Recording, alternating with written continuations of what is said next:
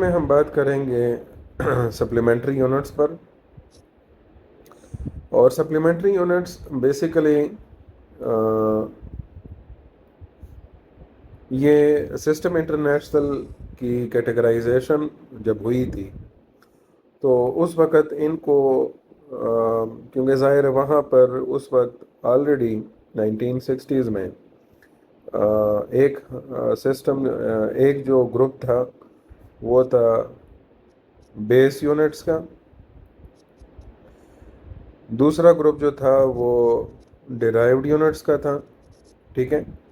और वो हमारे जो फिज़िकल क्वांटिटीज़ का मेरा जो लेक्चर था पिछला उसमें हम ऑलरेडी एक्सप्लेन कर चुके हैं। और तीसरा जो ग्रुप बनाया गया था वो फिर सप्लीमेंट्री यूनिट्स का रखा गया। ठीक है। लेकिन बाद में जब 1995 में दूसरी कॉन्फ्रेंस हुई, मीटिंग हुई, तो उसमें इसको डिराइव्ड यूनिट्स के ग्रुप में ऐड कर दिया गया। So now presently we have two groups, one is the base units group and the other is a derived units group. अच्छा, अब इस सप्लीमेंट्री यूनिट्स के ग्रुप में जो यहाँ पर मेंशन किए गए हैं यूनिट्स वो बेसिकली एंगल के यूनिट्स हैं। ठीक है। और इस एंगल ज़ाहिर है इस एंगल का जो ताल्लुक है ये भी हमें पता होना चाहिए है कि इसका जो रिलेशन बनता है वो बेसिकली सर्कुलर मोशन से, इसी तरह से आप रिवॉल्विंग मोशन कंसिडर कर सकते हैं इसको। The same is vibrational motion, उसमें आप इसको ऐड कर सकते हैं। The same can be used in the rotational motion. तो ये इन सारे मोशन से हम इसको रेफ़र कर सकते हैं। ठीक है। और उसमें इसकी यूटिलिटी भी चेक करेंगे लेटर ऑन जब हम मुख्तलिफ सब्जेक्ट्स चैप्टर्स में अप्रोच करेंगे। और ये जो ग्रुप्स हमारे पास, मतलब इस ग्रुप में जो हमारे पास यहाँ पर यूनिट्स हैं वो यहाँ पर एक रेडियन है और दूसरा स्टेरेडियन है। रेडियन जो है ये एक टू डायमेंशनल एंगल है। ठीक है। इसको हम प्लेन एंगल भी कहते हैं। और जहाँ तक स्टेरेडियन का ताल्लुक है ये एक थ्री डायमेंशनल एंगल है। और चूँकि ये थ्री डायमेंशन के साथ रिलेटेड है so it is also referred as a solid angle. ठीक है। जिस तरह यहाँ पर इस टर्म को हमने यूज़ किया है प्लेन एंगल या टू डायमेंशनल एंगल तो उसके लिए हम यहाँ पर रेफरेंस जो फिगर यूज़ करेंगे सो इनको समझने के लिए फ़र्स्ट ऑफ ऑल अगर हम रेडियन को पिक करते हैं सो रेडियन चूँकि एक प्लेन एंगल है या टू डायमेंशनल एंगल है तो इसके लिए हम क्या पिक करेंगे, एक सर्कल। चूँकि सर्कल में ये हमारे पास दो एक्सेस होते हैं। ठीक है। सिंपल केस में because it's just like a plane, और उसमें आप ये मेंशन कर सकते हैं कि जो हॉरिजॉन्टल एक्सेस है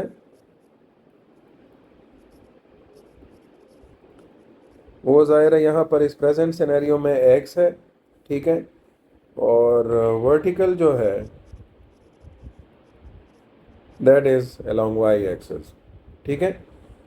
सो इसमें अब अगर हम रेडियन को डिफाइन करना चाहते हैं सो रेडियन की डेफिनेशन के मुताबिक अगर ये जो हमारे पास रेडियस यहाँ पर आया हुआ है सेंटर पॉइंट से लेकर इस पॉइंट तक सो इसको हम क्या कहते हैं, रेडियस कहते हैं। सो अगर हमारे पास कोई ऑब्जेक्ट जो है, let's say I take it as an object जो कि इस डायरेक्शन में एंटी क्लॉकवाइज डायरेक्शन में रिवॉल्व कर रहा है, और लेट से ये एक पॉइंट ए से पॉइंट बी तक, let say I take it as point B, और इस पॉइंट बी तक ये अप्रोच करता है, और ये इसका यहाँ पर हमारे पास दूसरा रेडियस बन जाता है। ठीक है। तो इस केस में अगर ये आर्क लेंथ, कौन सी वाली आर्क लेंथ, जो ए से लेकर बी तक गई है, ये arc length, I mention it as arc length,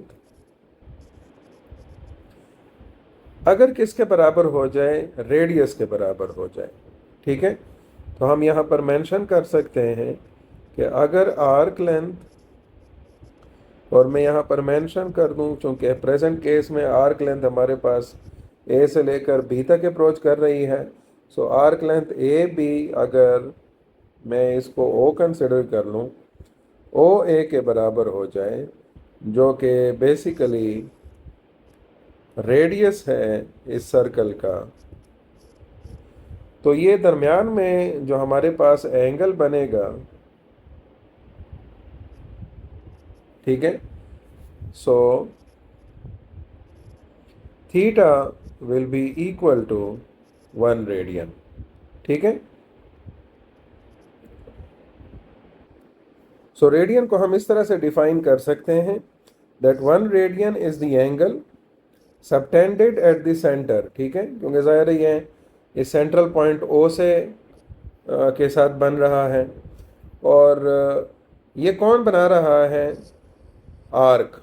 ठीक है, क्यों, जाहिर है ये आर्क जो ए बी है वो मिसाल के तौर पर छोटा भी हो सकता है, बड़ा भी हो सकता है। ठीक है, तो जाहिर है ये आर्क जितना छोटा होगा उतना ही एंगल छोटा होगा, जितना बड़ा होगा तो एंगल बड़ा होगा। लेकिन अगर इस आर्क की लेंथ जो है वो एग्जैक्टली रेडियस के बराबर हो जाए, ठीक है, तो ये हमारे पास जो एंगल थीटा है ये किसके बराबर बन जाएगा, 1 रेडियन के।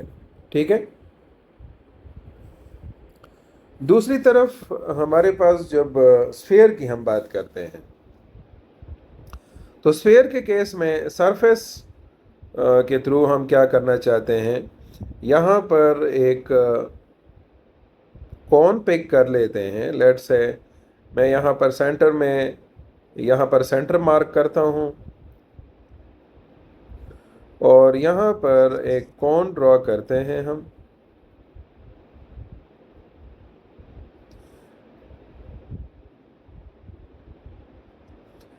और इस तरह के ज़ाहिर हैं बहुत सारे कोन्स इस मुख्तलिफ जगहों पर बन सकते हैं, वो भी हम देखेंगे कि कितने कोन्स पॉसिबल हैं, या मिसाल के तौर पर कितना एंगल बन सकता है। सो बेसिकली एक तो यहाँ पर ये डिफरेंस हमें पता होना चाहिए है कि स्टेरेडियन के केस में we are talking about the sphere. ठीक है, तो चूंकि ये 3 डायमेंशनल केस में अब हमारे पास आ गया है, तो automatically we have to move for sphere. दूसरी बात, यहाँ जो स्टेरेडियन की डेफिनेशन जिस तरह हम रेडियन के मुताबिक करते हैं, उसमें एक तो हमारे पास ये वाला, इस कोन का ये वाला एरिया हो गया। ठीक है, और दूसरी तरफ इसका ये रेडियस, क्योंकि ये बिल्कुल सरफेस तक गया हुआ है एग्जैक्टली, ये इसका रेडियस हो जाएगा। ठीक है, so I call it as R, और जाहिर है इसका एरिया, अगर अब मैं इस सर्कुलर फेस का एरिया अगर मैं मालूम करूँगा सो इसके जो वैल्यू है, न्यूमेरिकल वैल्यू, लेट्स से इसके एरिया को मैं नाम दे देता हूँ ए। ठीक है, सो ए इज एरिया। सो अगर ये एरिया आर स्क्वायर के बराबर है, मतलब रेडियस के स्क्वायर के, ठीक है, तो ये जो आपके पास जाहिर है कोन में तो इस तरह का एंगल बनेगा, क्योंकि कोन तो आपके पास 3 डायमेंशनल एक शेप है। सो इसमें ये जो एंगल बनेगा that will be equal to, then angle will be equal to 1 steradian. और जाहिर है इस वक्त भी मैं इसको थीटा ही कह देता हूँ, ठीक है, लेकिन ये इस वक्त हमारे पास क्या बनेगा, 1 स्टेरेडियन बनेगा। ओके, अब ये तो हमारे पास इनकी यूनिटरी वैल्यूज हो गई जिसमें हम 1 रेडियन या 1 स्टेरेडियन की बात कर रहे हैं। और मैं थोड़ा सा इसमें एग्जांपल भी दे दूं कि अगर मैं ये कहता हूँ उसके केस में, रेडियन के केस में, कि अगर ए बी की लेंथ मिसाल के तौर पर 10 सेंटीमीटर है, तो रेडियस की भी वैल्यू अगर 10 सेंटीमीटर होगी तब जाकर ये कंडीशन हमारे पास सेटिस्फाई होगी, theta is equal to 1 radian की।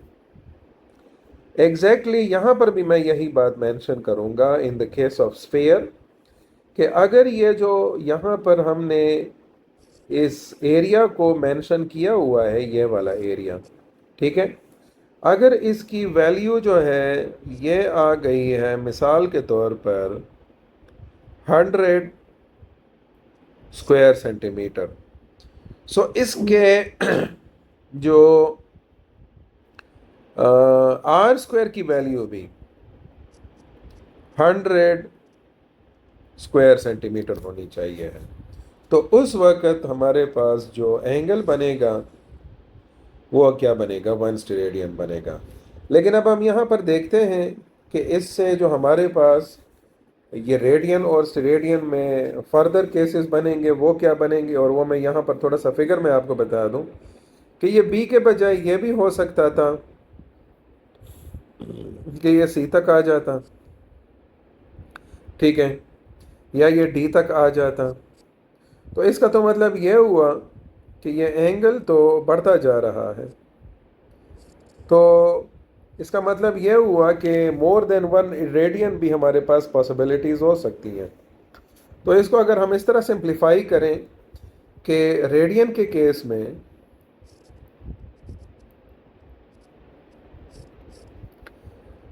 Arc length S divided by R अगर हमारे पास 1 के बराबर आता है, तो यहाँ से रिजल्ट क्या बनता है कि S is equal to R. So ये जो 1 है इसको हम कंसिडर कर लेते हैं कि ये बेसिकली 1 रेडियन को रिप्रेजेंट कर रहा है। इसी तरह से अगर s बाय आर की वैल्यू 2 के बराबर हो गई, so that means that s is equal to 2r। दोबारा से आप यहाँ पर आ जाएं, मिसाल के तौर पर अगर a से लेकर b तक r के बराबर है ये आर्क लेंथ, तो b से c तक हो सकता है ये 2r के बराबर हो, तो ऑटोमेटिकली थीटा उस केस में क्या हो जाएगा, 2 रेडियन हो जाएगा।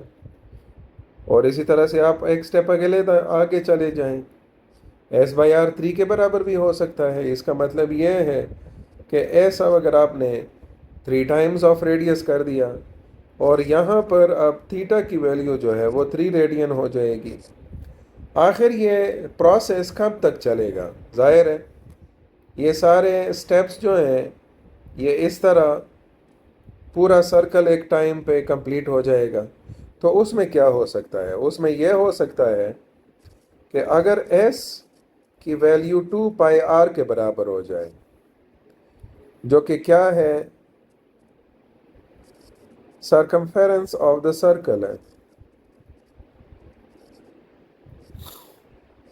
ठीक है। तो इस वक्त अगर मैं s बाई आर की वैल्यू मालूम करूं, so that will be equal to 2 pi radian, और पाई की वैल्यू 3.14 है। सो इस तरह से एक पूरे सर्कल में 6.28 रेडियन एंगल बनेगा। So it can be a 2 pi radian representation के लिहाज से, या 6.28 रेडियन। तो ये एक कंप्लीट सर्कल में आपके पास पॉसिबिलिटी हो सकती है, ठीक है। इसी तरह से ये बात मैं यहाँ पर मेंशन भी कर लूँ कि एग्जैक्टली ये मैकेनिज्म जब मैंने इसको 1 के बराबर किया था, ये s बाय r जो है ये 0.5 के बराबर भी हो सकता है। और यहाँ इसका मतलब क्या होगा कि थीटा जो है वो 0.5 रेडियन के बराबर है। सो वो रेडियन से हम कम भी आ सकते हैं और रेडियन से हम ऊपर भी जा सकते हैं, और एक कंप्लीट सर्कल में हमारे पास कितनी गुंजाइश है, वो है 6.28 रेडियन की।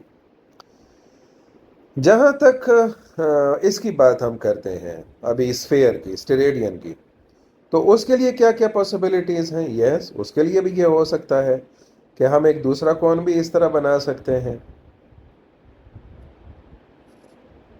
ठीक है। फिर इस तरह से एक तीसरा कोण भी बना सकते हैं, और इस तरह चूंकि आप लेट से एक फुटबॉल की एग्जांपल ले लें, सो उसमें हमारे पास सरफेस पे सारे वो पैचेस बन रहे होते हैं, ठीक है। और इस तरह पूरे सरफेस पर जितने भी पैचेस बनते हैं उनके लिए हम उसी के मुकाबले में स्टेरेडियन मालूम कर सकते हैं।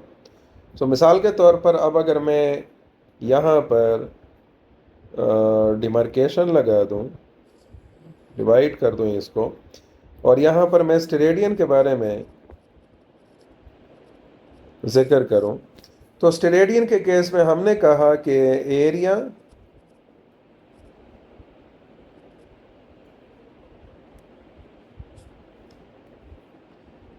Of circular face of cone is equal to the square of radius. Then what we conclude from here that theta is 1 steradian. तो इसी तरह से इस एरिया को हम बढ़ा भी सकते हैं, एक दूसरा कोण ले लें, तीसरा कोण ले लें, ठीक है। तो इस तरह से हमारे पास नंबर ऑफ स्टेरेडियंस जो है वो क्या होते जाएंगे, इंक्रीज होते जाएंगे, जो प्रोसेस हमारे पास यहाँ पर चला था, ठीक है। तो ऐसे हम कर सकते हैं कि area divided by R square 1 के बराबर अगर आता है, तो इसका मतलब ये है कि ये एरिया जो है ये आर स्क्वायर के न्यूमेरिकली बराबर है। इसी वजह से हमारे पास रिजल्ट 1 के बराबर आ रहा है, और ये 1 क्या हो जाएगा, स्टेरेडियन हो जाएगा। ऐसे इस तरह भी हो सकता है कि एरिया बाय आर स्क्वायर 2 के बराबर आ जाए, तो स्टेरेडियन 2 स्टेरेडियन हो जाएगा, ठीक है। मतलब एरिया जो है एक तरह से डबल ऑफ रेडियस हो। ये इसका देखें ना, इसको अगर मैं सॉल्व करता हूँ, so A is equal to 2r square and so on. अगर हम आगे की तरफ जाते हैं तो फाइनली हमारे पास पूरे सरफेस का जो स्फेयर का जो सरफेस एरिया होगा वो कितना हो सकता है, वो हमारे पास होगा 4πr स्क्वायर। ये पूरे सरफेस एरिया है एक स्फेयर का, और उसके नीचे अगर हम आर स्क्वायर लिखेंगे तो ये ज़ाहिर है ये दोनों टर्म्स कैंसिल हो जाएंगी and it will be equal to 4π steradian. इसका मतलब यह हुआ कि कंप्लीट स्फेयर में हमारे पास 4π स्टेरेडियन एंगल बन सकता है। जैसे कि मिसाल के तौर पर अगर इस पूरे सरफेस को हम इस तरह के कोन से भर दें, ठीक है, तो ये इस तरह से, तो ऑटोमेटिकली हमारे पास जो पूरा एंगल पॉसिबल बन सकता है मैक्सिमम, वो 4π स्टेरेडियन हो जाएगा। अच्छा, अब यहाँ पर स्टेरेडियन ये रेडियन के केस में एक डिराइवेशन हम करते हैं, या जो कि ज़ाहिर है वो फर्दर भी यूज़ पर होती है। वो क्या है कि ये जो 2π रेडियन है वो चूँकि एक कंप्लीट सर्कल या कंप्लीट राउंड को रिप्रेजेंट करता है, तो उसमें जो इससे पहले हम नॉर्मली यूज़ करते हैं यूनिट एंगल का, वो डिग्री है, तो वो 360 डिग्री के बराबर होता है। और इस तरह से अगर मैं इसको 2 पे डिवाइड कर दूं दोनों साइड्स को, सो दैट विल बी कैंसल्ड और ये हो जाएगा 180। सो पाई रेडियन जो है वो 180 डिग्री के बराबर हो जाएगा, और फिर अगर इस दोनों साइड्स को मैं पाई पे डिवाइड कर दूं, ठीक है, सो 1 रेडियन बन जाएगा 180 डिवाइडेड बाई 3.14, और इसको अगर आप सॉल्व करेंगे So you will get that 1 radian, if converted into number of degrees, it will be 57.3 degrees. ठीक है, तो यहाँ से हमें एक तरह का कन्वर्जन फैक्टर आसानी से मिल सकता है जिसमें हम रेडियन को डिग्रीज में और डिग्रीज को रेडियन में कन्वर्ट कर सकते हैं. तो आई होप सो यहाँ पर जो बेसिक सप्लीमेंट्री यूनिट्स का आइडिया था, जिसमें हमारी कोशिश थी कि हम ये क्लियर कर सकें. ठीक है, सो आई होप सो कि उसमें काफ़ी पॉइंट्स आपको क्लियर हो चुके होंगे. कोई भी ऐसा प्रॉब्लम अगर हो जो यहाँ पर एड्रेस नहीं हुआ या कोई पॉइंट हो कि वो आपको नहीं समझ आया, तो कमेंट सेक्शन में हम फिर उस पर डिस्कशन कर सकते हैं. वीडियो लेक्चर आपको पसंद आया हो तो अपने फ्रेंड्स के साथ भी शेयर करें, लाइक और सब्सक्राइब भी करें, बिकॉज ये एक तरह की मोटिवेशन है स्टूडेंट्स की तरफ से जो कि टीचर्स को मिलती है. ठीक है, ताकि और भी बेहतरीन वीडियोस आपके सामने और बेहतरीन कॉन्सेप्ट्स जो हैं वो लाए जा सकें. Thank you.